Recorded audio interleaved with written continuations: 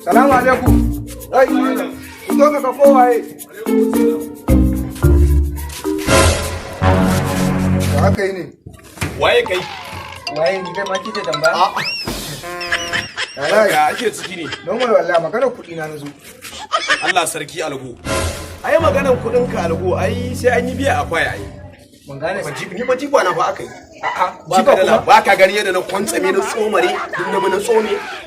waye ce kai ka gani da kuma sai wannan rigar da kake gani ko guga ba ta dauka ni saboda tsabar jiba da din banza ya ga maka ba a jayayya da kai maganar banza maganar rofi wallahi ka kiyaye ba kauye ba ka je dutsen abin da ya faru da kai wallahi ka tafi Sambisa ba ma kauye ba kauyen banza kuma wallahi sai na sai kan dan yinku da kudin fai Allah yana sai da gidanka na zuba yadda aka shi tafi kauye ije fan wallahi jiba ne an naji an ce na kauye wallahi jiba za a yi biya kwanan nan Dr. Nicholas ya ce annasu a yi hakuri san biya ka kudin ka